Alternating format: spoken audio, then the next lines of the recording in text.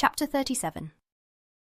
The two gentlemen left Rosings the next morning, and Mr. Collins, having been in waiting near the lodges to make them his parting obeisance, was able to bring home the pleasing intelligence of their appearing in very good health, and in as tolerable spirits as could be expected, after the melancholy scene so lately gone through at Rosings.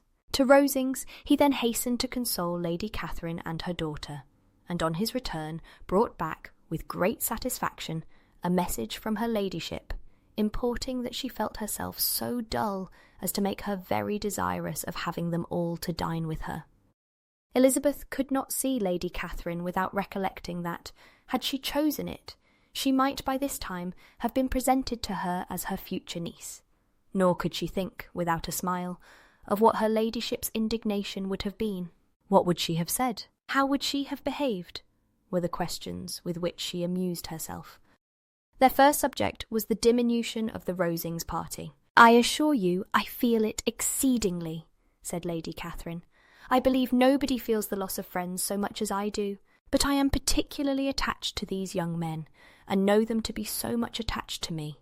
They were excessively sorry to go, but so they always are." The dear Colonel rallied his spirits tolerably till just at last, but Darcy seemed to feel it most acutely, more, I think, than last year. His attachment to Rosings certainly increases. Mr. Collins had a compliment and an allusion to throw in here, which were kindly smiled on by the mother and daughter. Lady Catherine observed after dinner that Miss Bennet seemed out of spirits, and immediately accounting for it herself by supposing that she did not like to go home again so soon, she added, "But if that is the case, you must write to your mother to beg that you may stay a little longer. Mrs. Collins will be very glad of your company, I am sure." "I am much obliged to your ladyship for your kind invitation," replied Elizabeth, "but it is not in my power to accept it. I must be in town next Saturday." "Why, at that rate, you will have been here only 6 weeks. I expected you to stay 2 months. I told Mrs. Collins so before you came. There can be no occasion for your going so soon. Mrs. Bennet could certainly spare you for another fortnight." "But my father cannot. He wrote last week to hurry my return." "Oh, your father, of course, may spare you, if your mother can. Daughters are never of so much consequence to a father, and if you will stay another month complete, it will be in my power to take one of you as far as London, for I am going there early in June, for a week. And as Dawson does not object to the barouche box, there will be very good room for one of you, and indeed, if the weather should happen to be cool, I should not object to taking you both, as you are neither of you large." "You are all kindness, madam, but I believe we must abide by our original plan." Lady Catherine seemed resigned. "Mrs. Collins, you must send a servant with them. You know I always speak my mind, and I cannot bear the idea of 2 young women travelling post by themselves. It is highly improper. You must contrive to send somebody. I have the greatest dislike in the world to that sort of thing. Young women should always be properly guarded and attended according to their situation in life. When my niece Georgiana went to Ramsgate last summer, I made a point of her having 2 men-servants go with her.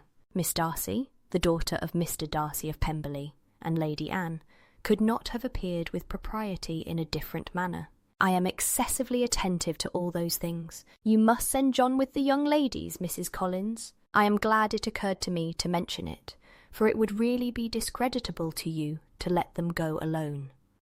My uncle is to send a servant for us." "Oh, your uncle! He keeps a manservant, does he? I am very glad you have somebody who thinks of those things. Where shall you change horses?" "Oh, Bromley, of course. If you mention my name at the bell, you will be attended to." Lady Catherine had many other questions to ask respecting their journey, and as she did not answer them all herself, attention was necessary, which Elizabeth believed to be lucky for her, or, with a mind so occupied, she might have forgotten where she was. Reflection must be reserved for solitary hours. Whenever she was alone, she gave way to it as the greatest relief, and not a day went by without a solitary walk, in which she might indulge in all the delight of unpleasant recollections. Mr. Darcy's letter she was in a fair way of soon knowing by heart. She studied every sentence, and her feelings towards its writer were at times widely different. When she remembered the style of his address, she was still full of indignation, but when she considered how unjustly she had condemned and upbraided him, her anger was turned against herself, and his disappointed feelings became the object of compassion. His attachment excited gratitude, his general character respect, but she could not approve him, nor could she for a moment repent her refusal or feel the slightest inclination ever to see him again. In her own past behaviour, there was a constant source of vexation and regret, and in the unhappy defects of her family, a subject of yet heavier chagrin. They were hopeless of remedy. Her father, contented with laughing at them, would never exert himself to restrain the wild giddiness of his youngest daughters, and her mother, with manners so far from right herself, was entirely insensible of the evil. Elizabeth had frequently united with Jane in an endeavour to check the imprudence of Catherine and Lydia, but while they were supported by their mother's indulgence, what chance could there be of improvement? Catherine, weak-spirited, irritable, and completely under Lydia's guidance, had been always affronted by their advice, and Lydia, self-willed and careless, would scarcely give them a hearing. They were ignorant, idle, and vain. While there was an officer in Meryton, they would flirt with him, and while Meryton was within a walk of Longbourn, they would be going there for ever. Anxiety on Jane's behalf was another prevailing concern, and Mr. Darcy's explanation, by restoring Bingley to all her former good opinion, heightened the sense of what Jane had lost. His affection was proved to have been sincere, and his conduct cleared of all blame, unless any could attach to the implicitness of his confidence in his friend. How grievous then was the thought that, of a situation so desirable in every respect, so replete with advantage, so promising for happiness, Jane had been deprived by the folly and indecorum of her own family. When to these recollections was added the development of Wickham's character, it may be easily believed that the happy spirits, which had seldom been depressed before, were now so much affected as to make it almost impossible for her to appear tolerably cheerful. Their engagements at Rosings were as frequent during the last week of her stay as they had been at first. The very last evening was spent there, and her ladyship again inquired minutely into the particulars of their journey, gave them directions as to the best method of packing, and was so urgent on the necessity of placing gowns in the only right way, that Maria thought herself obliged, on her return, to undo all the work of the morning and pack her trunk afresh. When they parted, Lady Catherine, with great condescension, wished them a good journey, and invited them to come to Hunsford again next year, and Miss de Bourgh exerted herself so far as to courtesy and hold out her hand to both. Chapter 38. On Saturday morning, Elizabeth and Mr. Collins met for breakfast a few minutes before the others appeared, and he took the opportunity of paying the parting civilities which he deemed indispensably necessary. "I know not, Miss Elizabeth," said he, "whether Mrs. Collins has yet expressed her sense of your kindness in coming to us, but I am very certain you will not leave the house without receiving her thanks for it. The favour of your company has been much felt, I assure you. We know how little there is to tempt anyone to our humble abode. Our plain manner of living, our small rooms, and few domestics, and the little we see of the world, must make Hunsford extremely dull to a young lady like yourself. But I hope you will believe us grateful for the condescension, and that we have done everything in our power to prevent you spending your time unpleasantly." Elizabeth was eager with her thanks and assurances of happiness. She had spent 6 weeks with great enjoyment, and the pleasure of being with Charlotte and the kind attention she had received must make her feel the obliged. Mr. Collins was gratified, and with a more smiling solemnity replied, "It gives me the greatest pleasure to hear that you have passed your time not disagreeably.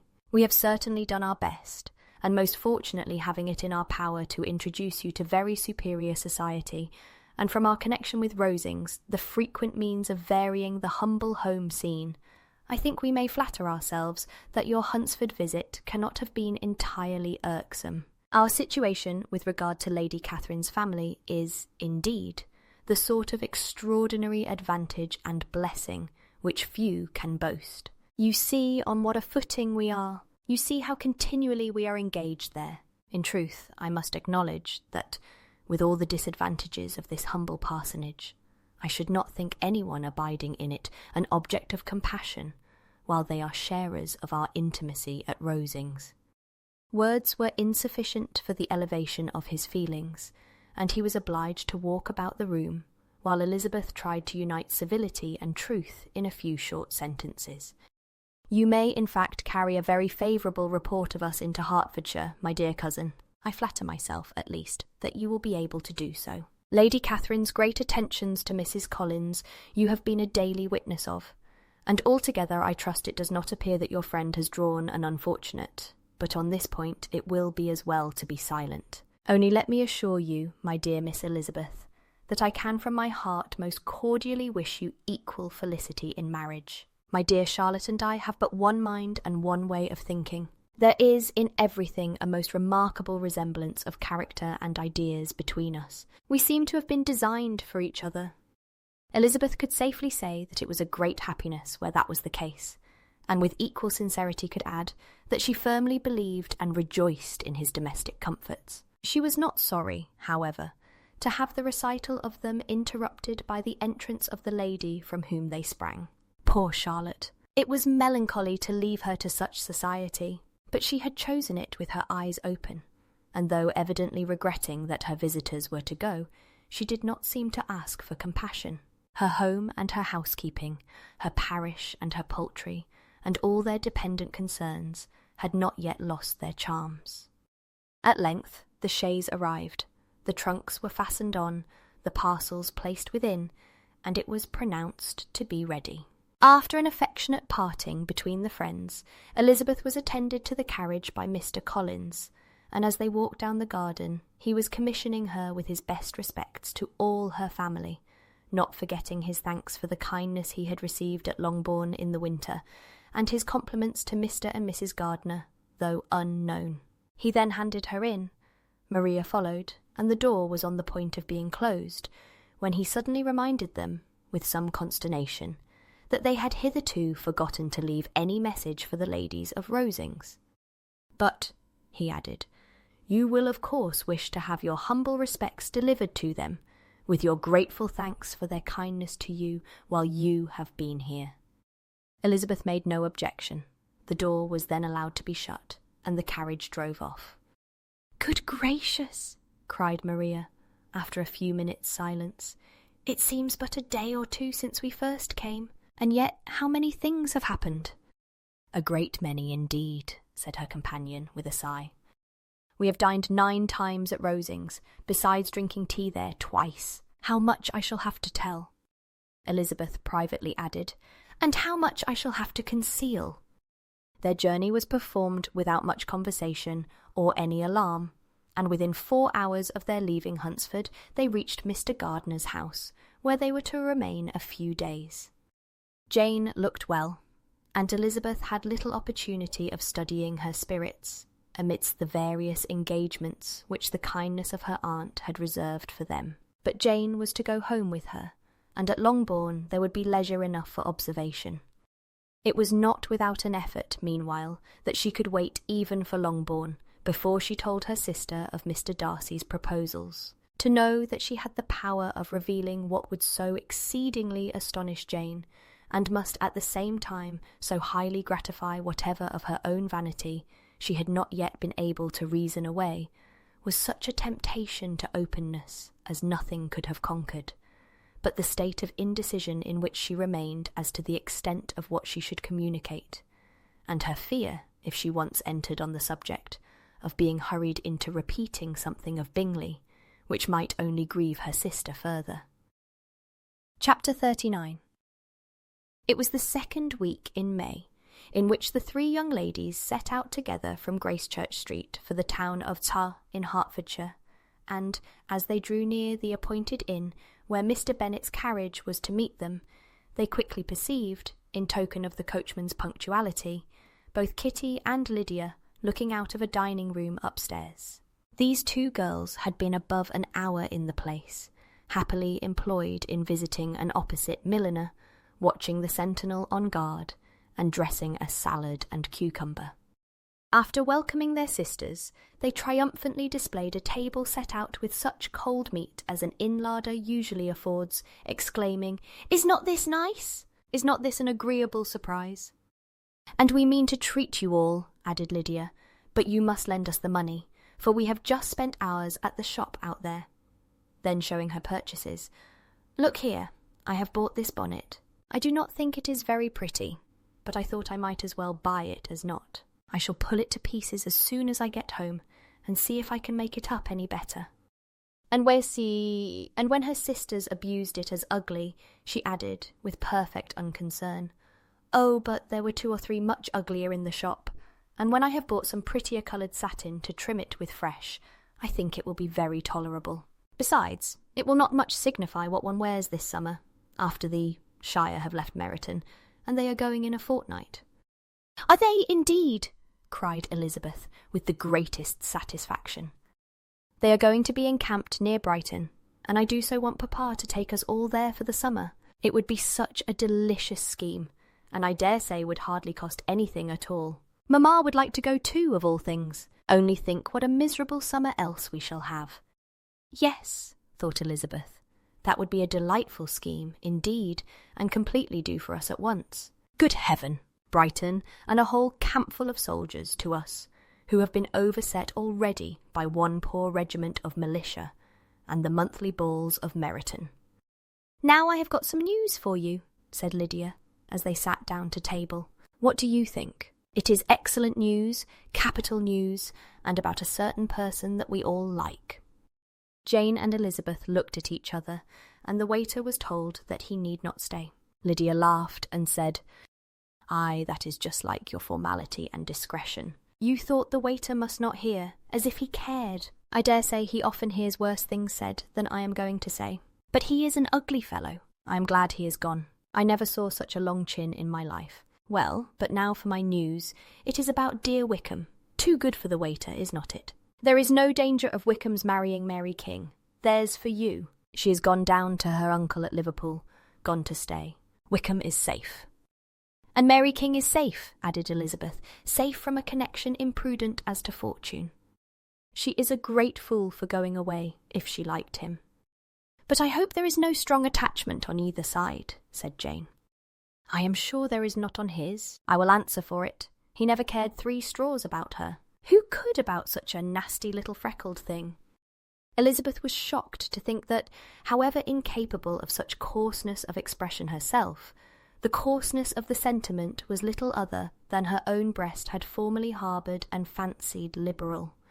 As soon as all had ate, and the elder ones paid, the carriage was ordered, and, after some contrivance, the whole party, with all their boxes, work-bags, and parcels, and the unwelcome addition of Kitty's and Lydia's purchases, were seated in it. "How nicely we are crammed in," cried Lydia. "I am glad I brought my bonnet, if it is only for the fun of having another bandbox. Well, now let us be quite comfortable and snug, and talk and laugh all the way home. And in the first place, let us hear what has happened to you all since you went away. Have you seen any pleasant men? Have you had any flirting? I was in great hopes that one of you would have got a husband before you came back. Jane will be quite an old maid soon, I declare. She's almost 23. Lord, how ashamed I should be of not being married before 23. My Aunt Phillips wants you so to get husbands you can't think. She says Lizzie had better have taken Mr. Collins, but I do not think there would have been any fun in it. Lord, how I should like to be married before any of you. And then I would chaperone you about to all the balls. Dear me! We had such a good piece of fun the other day at Colonel Forster's. Kitty and me were to spend the day there, and Mrs. Forster promised to have a little dance in the evening. By the by, Mrs. Forster and me are such friends. And so she asked the 2 Harringtons to come, but Harriet was ill, and so Pen was forced to come by herself. And then, what do you think we did? We dressed up Chamberlain in woman's clothes on purpose to pass for a lady. Only think what fun. Not a soul knew of it but Colonel and Mrs. Forster, and Kitty and me, and except my aunt, for we were forced to borrow one of her gowns, and you cannot imagine how well he looked. When Denny and Wickham and Pratt and 2 or 3 more of the men came in, they did not know him in the least. Lord, how I laughed! And so did Mrs. Forster. I thought I should have died. And that made the men suspect something, and then they soon found out what was the matter. With such kind of histories of their parties and good jokes did Lydia, assisted by Kitty's hints and additions, endeavour to amuse her companions all the way to Longbourn. Elizabeth listened as little as she could, but there was no escaping the frequent mention of Wickham's name. Their reception at home was most kind. Mrs. Bennet rejoiced to see Jane in undiminished beauty, and more than once during dinner did Mr. Bennet say voluntarily to Elizabeth, "I am glad you are come back, Lizzie." Their party in the dining-room was large, for almost all the Lucases came to meet Maria and hear the news, and various were the subjects which occupied them. Lady Lucas was inquiring of Maria, across the table, after the welfare and poultry of her eldest daughter. Mrs. Bennet was doubly engaged, on one hand collecting an account of the present fashions from Jane, who sat some way below her, and on the other retailing them all to the younger Miss Lucases. And Lydia, in a voice rather louder than any other person's, was enumerating the various pleasures of the morning to anybody who would hear her. "Oh, Mary," said she, "I wish you had gone with us, for we had such fun." As we went along, Kitty and me drew up all the blinds, and pretended there was nobody in the coach, and I should have gone so all the way, if Kitty had not been sick. And when we got to the George, I do think we behaved very handsomely, for we treated the other 3 with the nicest cold luncheon in the world, and if you would have gone, we would have treated you too. And then when we came away, it was such fun. I thought we never should have got into the coach. I was ready to die of laughter. And then we were so merry all the way home. We talked and laughed so loud that anybody might have heard us 10 miles off. To this, Mary very gravely replied, "Far be it from me, my dear sister, to depreciate such pleasures. They would doubtless be congenial with the generality of female minds. But I confess they would have no charms for me. I should infinitely prefer a book." But of this answer Lydia heard not a word. She seldom listened to anybody for more than half a minute, and never attended to Mary at all. In the afternoon, Lydia was urgent with the rest of the girls to walk to Meryton, and see how everybody went on. But Elizabeth steadily opposed the scheme. It should not be said that the Miss Bennets could not be at home half a day before they were in pursuit of the officers. There was another reason, too, for her opposition. She dreaded seeing Wickham again, and was resolved to avoid it as long as possible. The comfort to her of the regiment's approaching removal was indeed beyond expression. In a fortnight they were to go, and once gone, she hoped there could be nothing more to plague her on his account.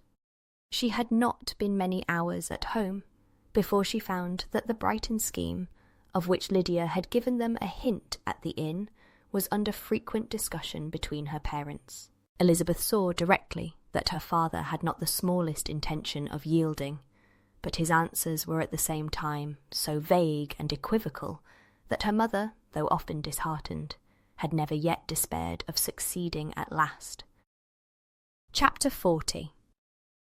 Elizabeth's impatience to acquaint Jane with what had happened could no longer be overcome, and at length resolving to suppress every particular in which her sister was concerned, and preparing her to be surprised, she related to her the next morning the chief of the scene between Mr. Darcy and herself. Miss Bennet's astonishment was soon lessened by the strong sisterly partiality which made any admiration of Elizabeth appear perfectly natural, and all surprise was shortly lost in other feelings. She was sorry that Mr. Darcy should have delivered his sentiments in a manner so little suited to recommend them, but still more was she grieved for the unhappiness which her sister's refusal must have given him. His being so sure of succeeding was wrong, said she, and certainly ought not to have appeared, but consider how much it must increase his disappointment. Indeed, replied Elizabeth, I am heartily sorry for him, but he has other feelings which will probably soon drive away his regard for me. You do not blame me, however, for refusing him. Blame you? Oh, no. But you blame me for having spoken so warmly of Wickham. No, I do not know that you were wrong in saying what you did. But you will know it when I have told you what happened the very next day. She then spoke of the letter, repeating the whole of its contents as far as they concerned George Wickham. What a stroke was this for poor Jane, who would willingly have gone through the world without believing that so much wickedness existed in the whole race of mankind as was here collected in one individual. Nor was Darcy's vindication, though grateful to her feelings, capable of consoling her for such discovery. Most earnestly did she labour to prove the probability of error, and seek to clear one without involving the other. "This will not do," said Elizabeth. "You never will be able to make both of them good for anything. Take your choice, but you must be satisfied with only one. There is but such a quantity of merit between them, just enough to make one good sort of man, and of late it has been shifting about pretty much. For my part, I am inclined to believe it all Mr. Darcy's, but you shall do as you choose." It was some time, however, before a smile could be extorted from Jane. "I do not know when I have been more shocked," said she. "Wickham so very bad! It is almost past belief. And poor Mr. Darcy. Dear Lizzie, only consider what he must have suffered. Such a disappointment, and with the knowledge of your ill opinion too, and having to relate such a thing of his sister. It is really too distressing. I am sure you must feel it so. Oh no, my regret and compassion are all done away by seeing you so full of both. I know you will do him such ample justice that I am growing every moment more unconcerned and indifferent. Your profusion makes me saving, and if you lament over him much longer, my heart will be as light as a feather. Poor Wickham! There is such an expression of goodness in his countenance, such an openness and gentleness in his manner. There certainly was some great mismanagement in the education of those two young men. One has got all the goodness, and the other all the appearance of it. I never thought Mr. Darcy so deficient in the appearance of it as you used to do. And yet I meant to be uncommonly clever in taking so decided a dislike to him, without any reason. It is such a spur to one's genius, such an opening for wit, to have a dislike of that kind. One may be continually abusive without saying anything just, but one cannot be always laughing at a man without now and then stumbling on something witty. Lizzie, when you first read that letter, I am sure you could not treat the matter as you do now. Indeed, I could not. I was uncomfortable enough. I was very uncomfortable. I may say unhappy, and with no one to speak to of what I felt. No Jane to comfort me, and say that I had not been so very weak, and vain, and nonsensical, as I knew I had. Oh, how I wanted you! How unfortunate that you should have used such very strong expressions in speaking of Wickham to Mr. Darcy, for now they do appear wholly undeserved. Certainly, but the misfortune of speaking with bitterness is a most natural consequence of the prejudices I had been encouraging. There is one point on which I want your advice. I want to be told whether I ought or ought not to make our acquaintance in general understand Wickham's character. Miss Bennet paused a little and then replied, "Surely there can be no occasion for exposing him so dreadfully. What is your own opinion?" "That it ought not to be attempted. Mr. Darcy has not authorised me to make his communication public. On the contrary, every particular relative to his sister was meant to be kept as much as possible to myself. And if I endeavour to undeceive people as to the rest of his conduct, who will believe me? The general prejudice against Mr. Darcy is so violent that it would be the death of half the good people in Meryton to attempt to place him in an amiable light. I am not equal to it. Wickham will soon be gone, and therefore it will not signify to anybody here what he really is. Some time hence it will be all found out, and then we may laugh at their stupidity in not knowing it before. At present I will say nothing about it. You are quite right. To have his errors made public might ruin him for ever. He is now, perhaps, sorry for what he has done, and anxious to re-establish a character. We must not make him desperate." The tumult of Elizabeth's mind was allayed by this conversation. She had got rid of two of the secrets which had weighed on her for a fortnight, and was certain of a willing listener in Jane, whenever she might wish to talk again of either. But there was still something lurking behind, of which prudence forbade the disclosure. She dared not relate the other half of Mr. Darcy's letter, nor explain to her sister how sincerely she had been valued by his friend. Here was knowledge in which no one could partake, and she was sensible that nothing less than a perfect understanding between the parties could justify her in throwing off this last encumbrance of mystery. "And then," said she, "if that very improbable event should ever take place, I shall merely be able to tell what Bingley may tell in a much more agreeable manner himself. The liberty of communication cannot be mine till it has lost all its value." She was now, on being settled at home, at leisure to observe the real state of her sister's spirits. Jane was not happy. She still cherished a very tender affection for Bingley. Having never even fancied herself in love before, her regard had all the warmth of first attachment, and from her age and disposition, greater steadiness than first attachments often boast. And so fervently did she value his remembrance, and prefer him to every other man, that all her good sense and all her attention to the feelings of her friends were requisite to check the indulgence of those regrets which must have been injurious to her own health and their tranquillity. "Well, Lizzie," said Mrs. Bennet one day, "what is your opinion now of this sad business of Jane's? For my part, I am determined never to speak of it again to anybody. I told my sister Philip so the other day, but I cannot find out that Jane saw anything of him in London. Well, he is a very undeserving young man, and I do not suppose there is the least chance in the world of her ever getting him now. There is no talk of his coming to Netherfield again in the summer, and I have inquired of everybody too who is likely to know. I do not believe that he will ever live at Netherfield any more. Oh well, it is just as he chooses. Nobody wants him to come, though I shall always say that he used my daughter extremely ill, and if I was her, I would not have put up with it. Well, my comfort is, I am sure Jane will die of a broken heart, and then he will be sorry for what he has done." But as Elizabeth could not receive comfort from any such expectation, she made no answer. "Well, Lizzie," continued her mother, soon afterwards, "and so the Collinses live very comfortable, do they? Well, well, I only hope it will last. And what sort of table do they keep? Charlotte is an excellent manager, I dare say. If she is half as sharp as her mother, she is saving enough. There is nothing extravagant in their housekeeping, I dare say." "No, nothing at all." "A great deal of good management, depend upon it." "Yes, yes, they will take care not to outrun their income. They will never be distressed for money." "Well, much good may it do them. And so, I suppose, they often talk of having Longbourn when your father is dead. They look upon it quite as their own, I dare say, whenever that happens." "It was a subject which they could not mention before me." "No, it would have been strange if they had. But I make no doubt they often talk of it between themselves. Well, if they can be easy with an estate that is not lawfully their own, so much the better. I should be ashamed of having one that was only entailed on me."